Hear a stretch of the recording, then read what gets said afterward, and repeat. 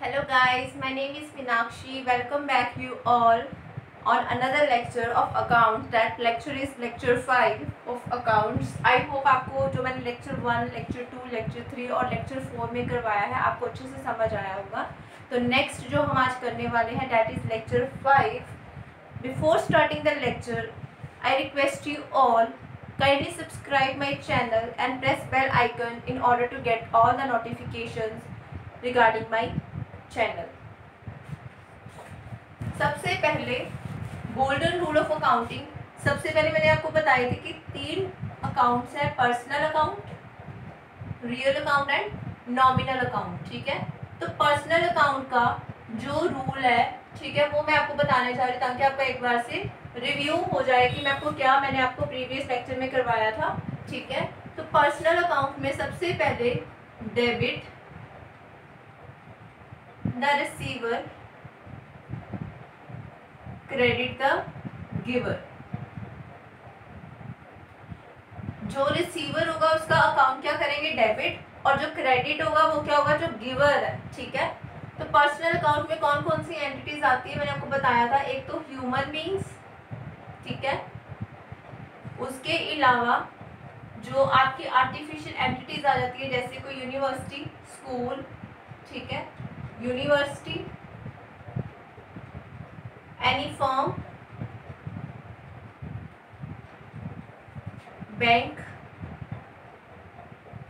ठीक है, जो कि जिनकी कोई सेपरेट आइडेंटिटी है. ठीक है, वो सारे आ जाएंगे इसमें. उसके अलावा जो रिप्रेजेंटेटिव पर्सनल अकाउंट है मैंने आपको 4 टर्म्स बताई थी. जैसे कोई आउटस्टैंडिंग एक्सपेंस है, ड्यू बट नॉट पेड, उसको क्या बोलते हैं, आउटस्टैंडिंग एक्सपेंस. उसके अलावा अक्रूड इनकम, प्रीपेड एक्सपेंस, जो हमने एडवांस में पे कर दिया एक्सपेंस, वो आ जाएगा, और income received in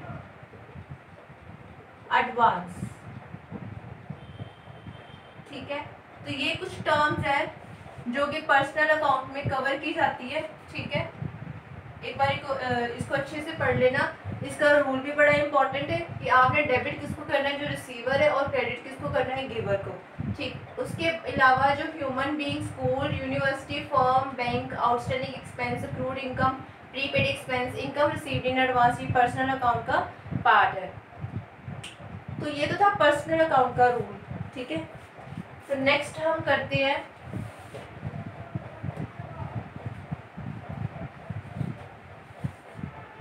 real account. Real account का रूल.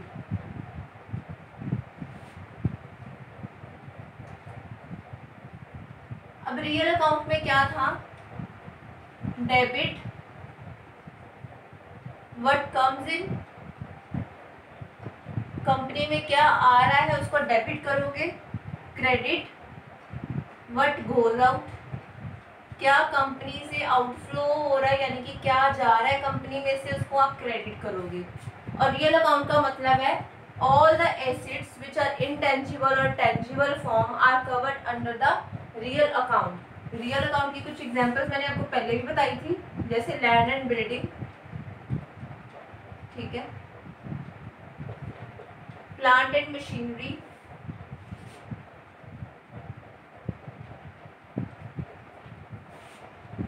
फर्नीचर, और जो कुछ नॉन टेंजिबल एसेट्स की एग्जांपल जैसे गुडविल, ट्रेडमार्क एक्सेट्रा, और भी बहुत सारे जैसे कि पेटेंट्स. ठीक है, तो फर्नीचर, गुडविल का मतलब क्या है, जैसे कि मैंने आपको पहले भी बताया था कि जैसे रेपुटेशन ऑफ द बिजनेस, जो हम फील नहीं कर सकते. ठीक है, फील कर सकते, देख नहीं सकते, ठीक है, नहीं टच कर सकते. गुडविल इज द रेपुटेशन यानी कि image of the business. Clear. तो यानी कि रियल अकाउंट का रूल क्या है, debit what comes in, credit what goes out. Move to the next account, nominal account. Nominal account nominal account का rule क्या कहता है? Debit all expenses and losses, credit all incomes and gains.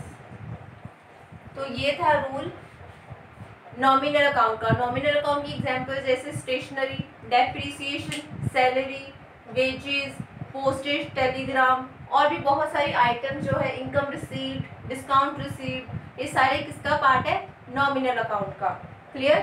तो अब एक list में आपको provide कर देती हूँ, अगर आपको क्वेश्चन आ जाए किसी भी अकाउंट के नेचर के बारे में तो आप आराम से उसका आंसर कर पाओगे। आप इसको अच्छे से पढ़ लेना। जब मैं आपको लिस्ट करवाऊंगी उससे पहले आपको गोल्डन रूल ऑफ अकाउंटिंग और आइडेंटिफिकेशन ऑफ ट्रांजैक्शंस अच्छे से पता होना चाहिए, ठीक है?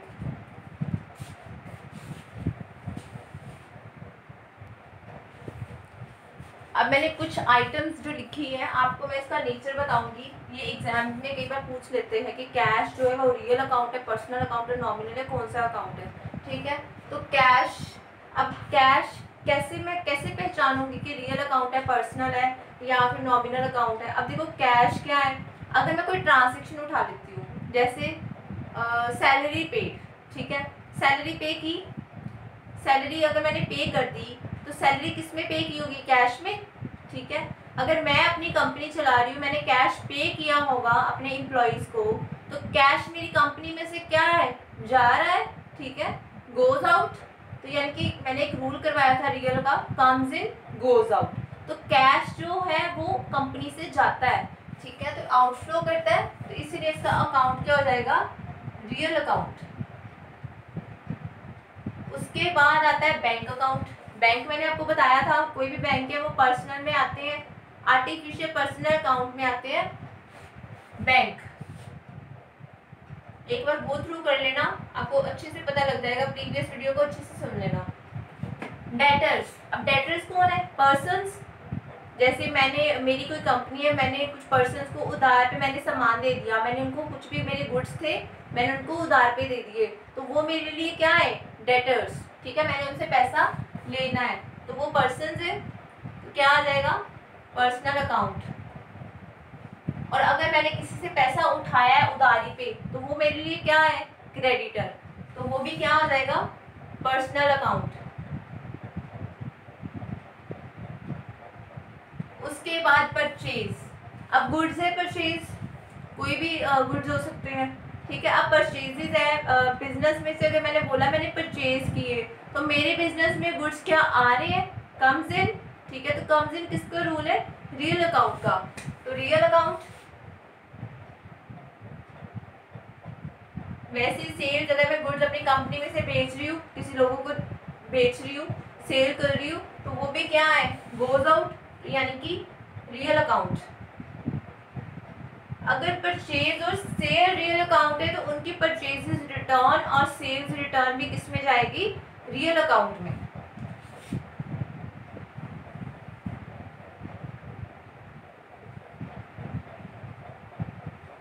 उसके बाद बिल्स रिसीवेबल। बिल्स रिसीवेबल क्या होता है कि जैसे सपोज मैंने गुड्स उधारी पे दिए लोगों को, तो अब मेरे को तो उनके तरफ से कोई एविडेंस चाहिए ना कि वो अगर 3 मंथ्स का मेरे को बोल के गए हैं कि हाँ भाई हम 3 मंथ्स में आपको पैसा वापस कर देंगे, तो मेरे को कैसे लगेगा? वो मेरे को क्या करेंगे? एक बिल ऑफ एक्सचेंज या फिर कोई प्रोमिसरी नोट, मुझे कोई नेगोशिएबल इंस्ट्रूमेंट मुझे कोई ड्रॉ करके दे देंगे कि हाँ भाई इस महीने, इन 3 महीनों में हम तेरे को पैसा वापस कर देंगे, ठीक है। तो वो मुझे एक बिल ड्रॉ करके दे देते जिसको मैं क्या बोलूँगी? Bills receivable.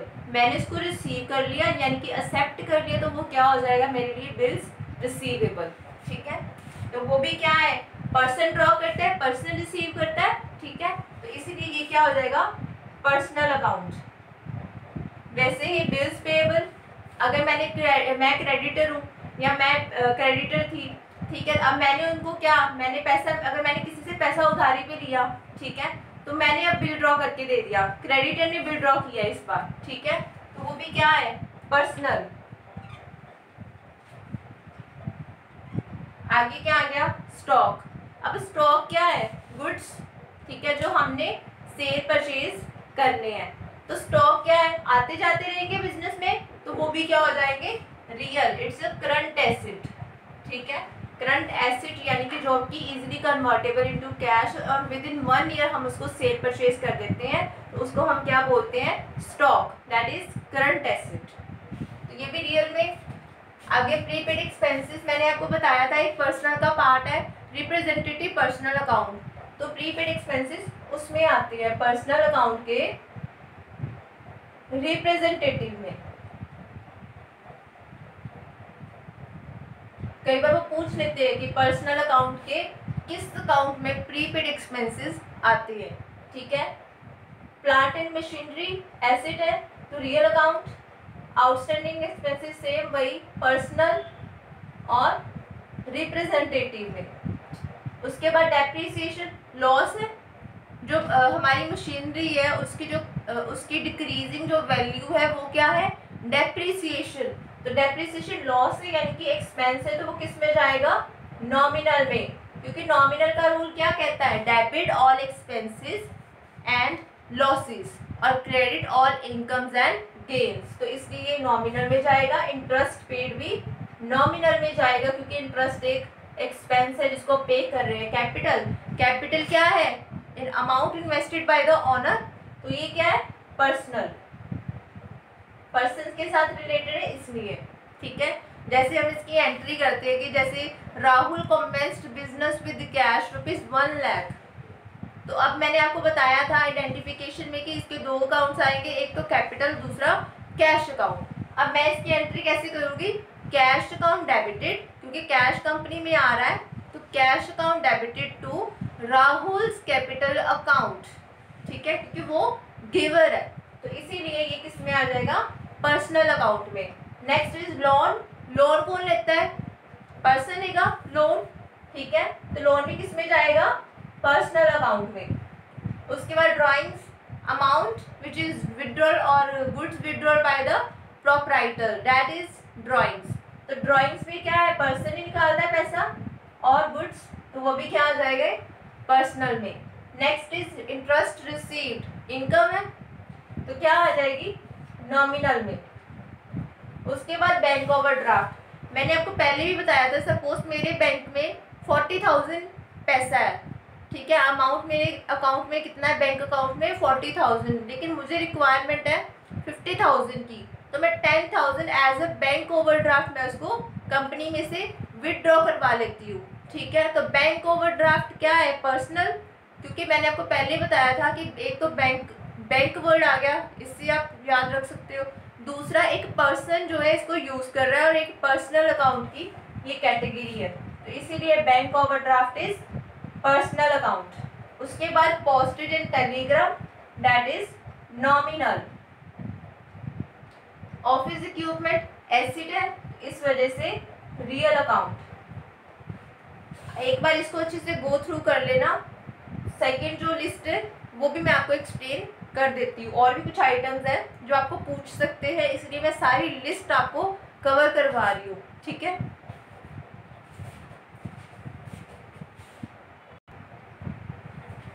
नेक्स्ट और कुछ आइटम्स हैं वो भी बता देती हूँ। एडवर्टाइजमेंट इज एन एक्सपेंस, तो क्या आ जाएगा, नॉमिनल।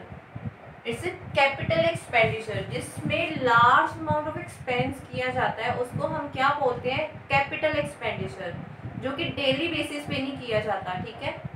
उसके बाद बैड डेट्स, नॉमिनल। अब बैड डेट्स का क्या मतलब है, जैसे मैंने किसी को उधारी पे पैसा दिया तो वो मेरे लिए क्या हो गए, debtors.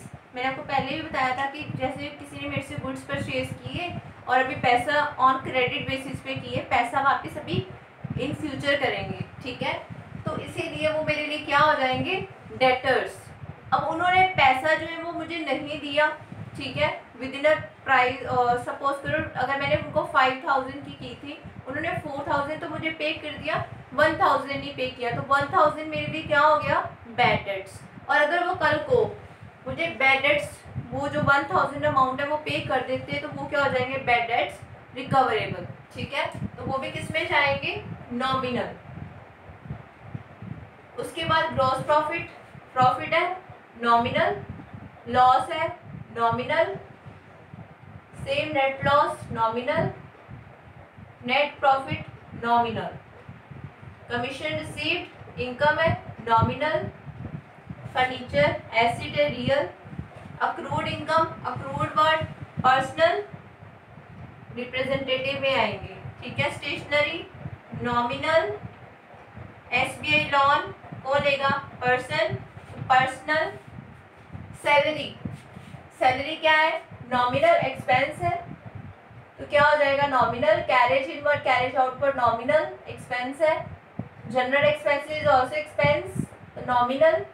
Income received in advance, तो ये क्या है, पर्सनल रिप्रेजेंटेटिव में। Patents real, tools real, freight expense nominal, goodwill asset है तो किस में जाएंगे, real, trademark real, ABC limited company firm है, ठीक है, आर्टिफिशियल पर्सन कंपनी है तो पर्सनल। तो ये कुछ आइटम्स थी जिसका मैंने आपको नेचर बता दिया कि उनका नेचर क्या क्या है, वो आपको क्वेश्चन में पूछ सकते हैं, ठीक है।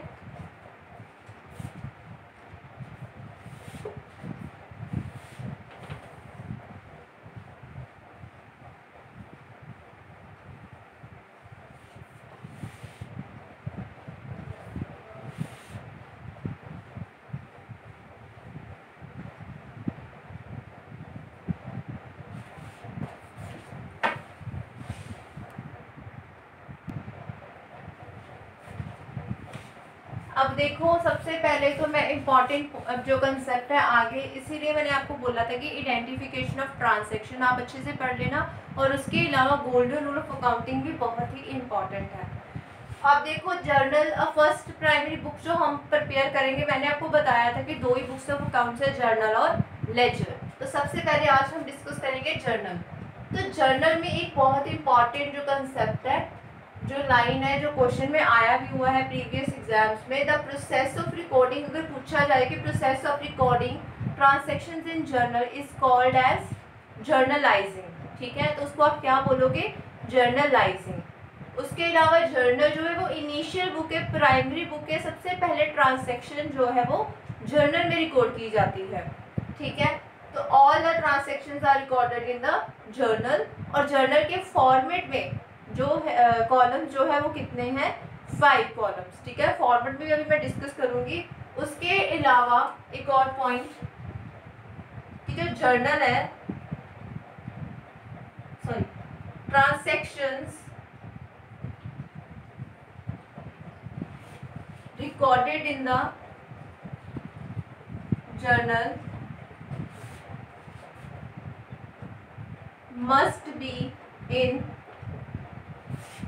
chronological order। अब chronological order का क्या मतलब है, डेट वाइज, ठीक है। chronological order का मतलब है कि आपने जो ट्रांजैक्शंस है वो किस फॉर्म में रिकॉर्ड करनी है, आपने डेट वाइज ट्रांजैक्शंस को रिकॉर्ड करना है, ठीक है। तो ये कुछ पॉइंट्स थे जर्नल के बारे में। इसके बाद आप पोज करके एक बार इसको नोट कर लेना अच्छे से, अगर नहीं हुआ होगा तो मैं आगे मूव करती हूँ। Next point is format of journal. Journal की जो फॉर्मेट है जर्नल का, जो 5 कॉलम्स है वो हम डिस्कस करते हैं।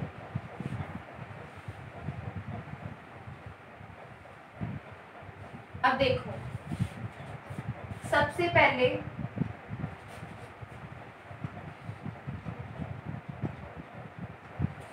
ड्रॉ किया, 5 कॉलम्स आते हैं, तो कॉलम्स आपको पता ही है किस फॉर्म में होते हैं, ठीक है। इस फॉर्म में रो हो जाएंगे, और कॉलम्स किसको बोलते हैं, इसको वर्टिकली। सेकंड कॉलम,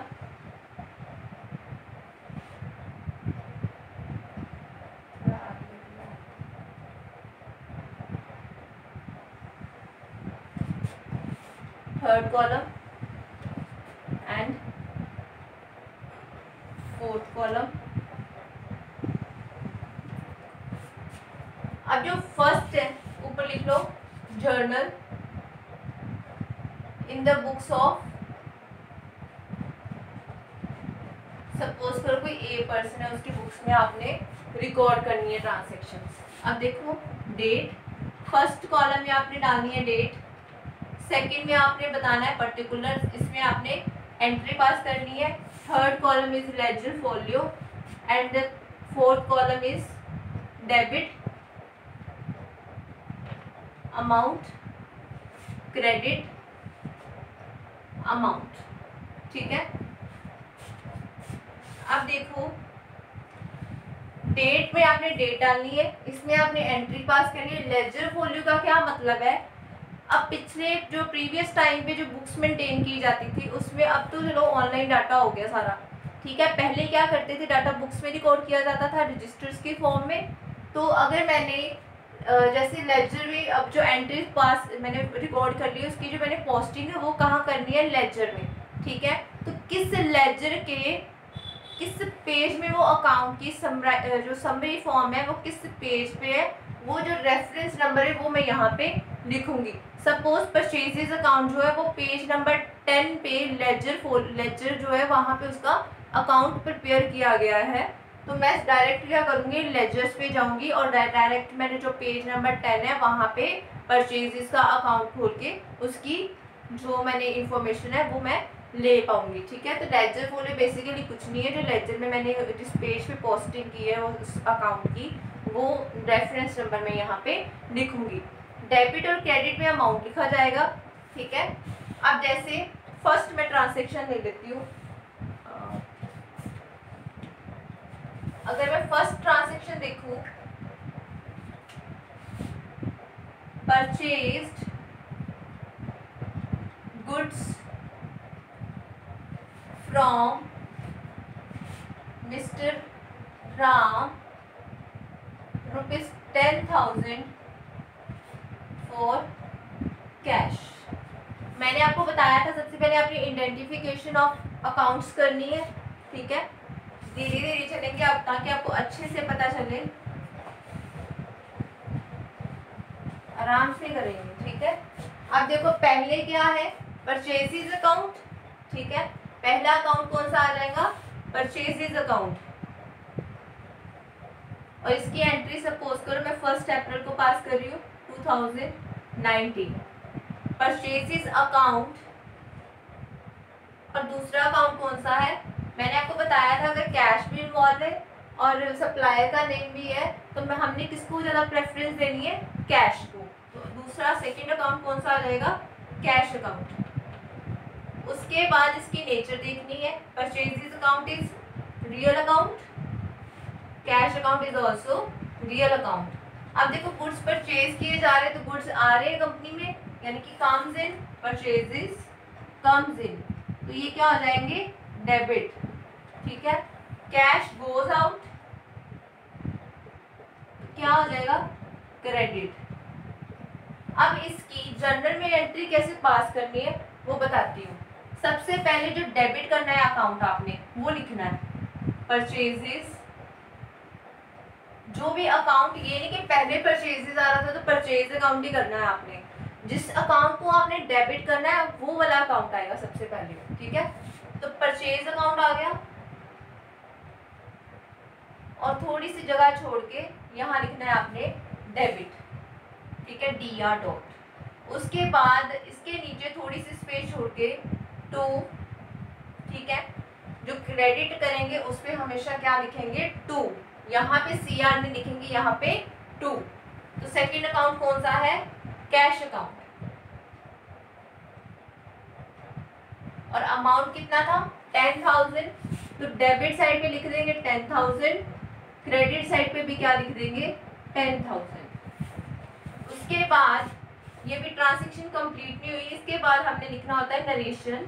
ठीक है, नरेशन क्या बोलते हैं, इसको क्या बोलेंगे, नरेशन। नरेशन का मतलब है, नरेशन का मतलब होता है short description of the transaction, brief जो उसकी इंफॉर्मेशन है उसको बोलते हैं। Being goods purchased before cash. ठीक है, तो ये थी सिंपल सी कि आपने कैसे जर्नल में एंट्री को रिकॉर्ड करना है। ठीक है, उसके बाद थोड़ा सा चेंज कर देती हूँ। ₹10,000 लिया है, राम से लिए ऑन क्रेडिट पे। अब क्रेडिट भी हो गया, अब कैश भी नहीं किया उसने। ठीक है, तो अब ये ट्रांजैक्शन अच्छे से रिकॉर्ड कर लेना, पॉज करके अच्छे से इस ट्रांजैक्शन को अच्छे से नोट कर लेना। ठीक है, मैं सेकंड ट्रांजैक्शन पे मूव करने जा रही हूँ। ठीक है, अब जो सेकंड ट्रांजैक्शन है ऑन क्रेडिट बेसिस पे,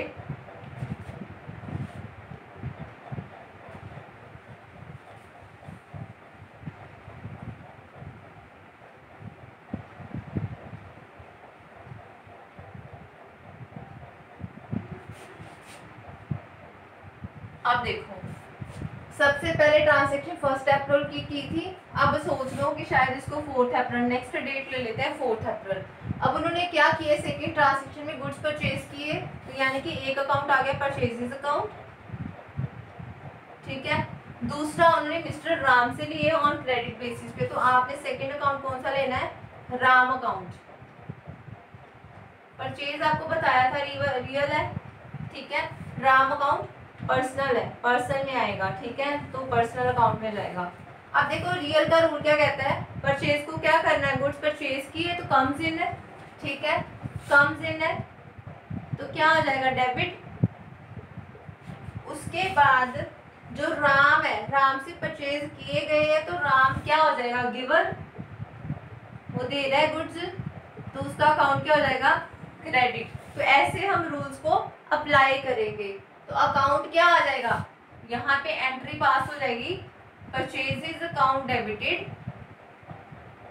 purchase account debited to Ram account. ठीक है, और अमाउंट मैंने वही लिया सेम 10,000, और इसकी नरेशन क्या आ जाएगी, being goods purchased on from Ram on credit. ठीक है, तो ये थी सेकेंड ट्रांजैक्शन। ठीक है, तो आपने ऐसे करके उसका नेचर भी जानना है। तो ये मैं रफ काम में आपको साथ साथ बताते जा रही हूँ कि कैसे मैंने डेबिट और कैसे मैंने क्रेडिट किया है। तो आप इसको पॉज करके नोट कर लेना। मैं नेक्स्ट पॉइंट पे मूव करने जा रही हूँ।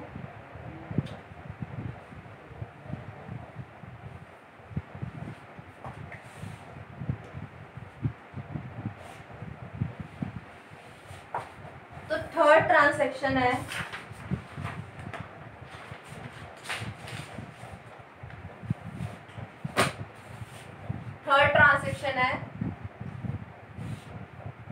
सेल ऑफ गुड्स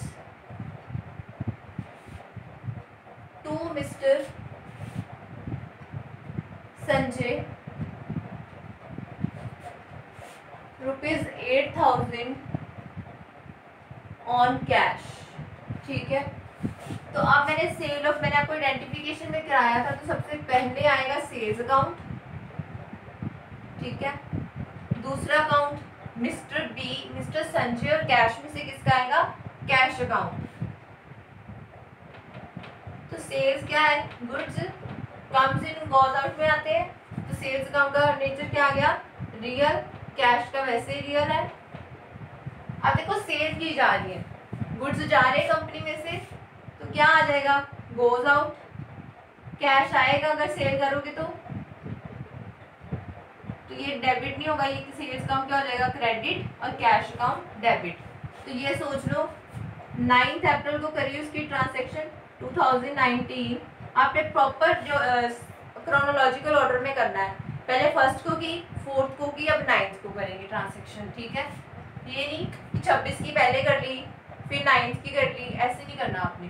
तो अब क्या है, कैश आ रहा है कंपनी में, तो कैश अकाउंट क्या हो जाएगा, डेबिट,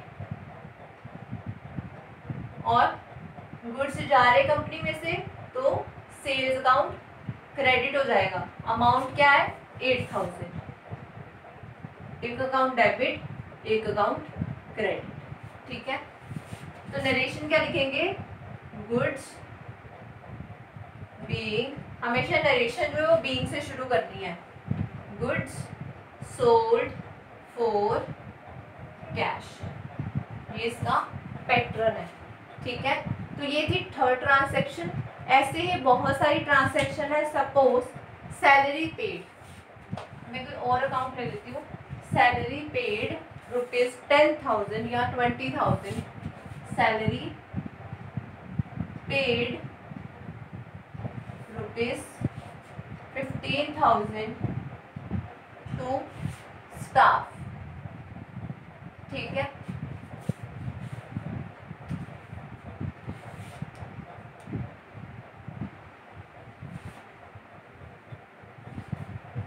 अब देखो सैलरी पे की गई है, कैश की फॉर्म में की गई होगी, स्टाफ को की गई है, तो आपने स्टाफ के अकाउंट को नहीं करना डेबिट क्रेडिट।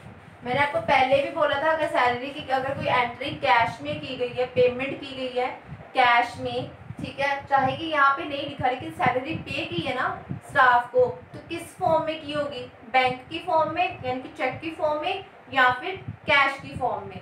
ठीक है, तो सेकंड फर्स्ट जो अकाउंट है वो आ जाएगा सैलरी का और सेकंड आ जाएगा कैश या बैंक का। ठीक है, अगर बैंक सपोज यहाँ लिखा होता बाय चेक तो मैं बैंक नहीं लूंगी अकाउंट।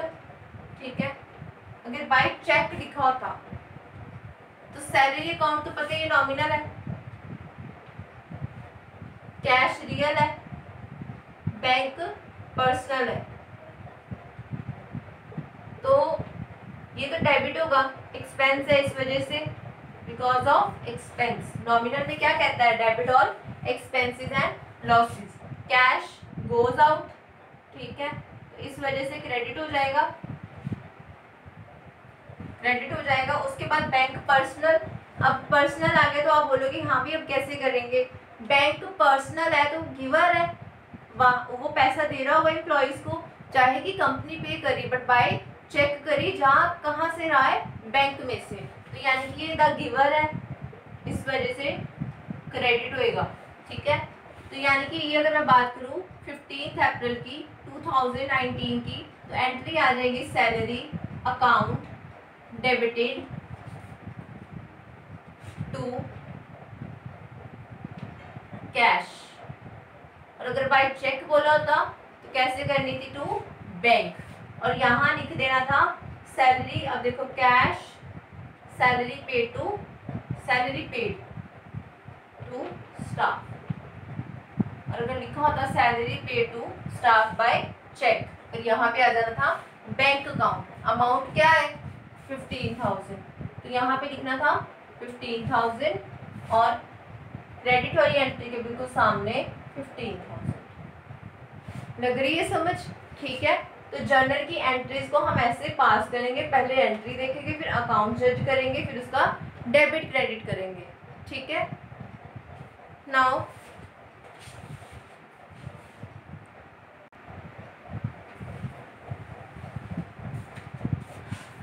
तो गाइस ये कुछ एंट्रीज है, एज अ होमवर्क मैं आपको दे रही हूँ।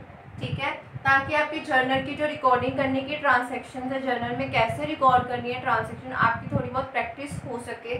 ठीक है, तो ये कुछ जर्नल एंट्रीज है जो आपने पास करनी है इन द बुक्स ऑफ राहुल।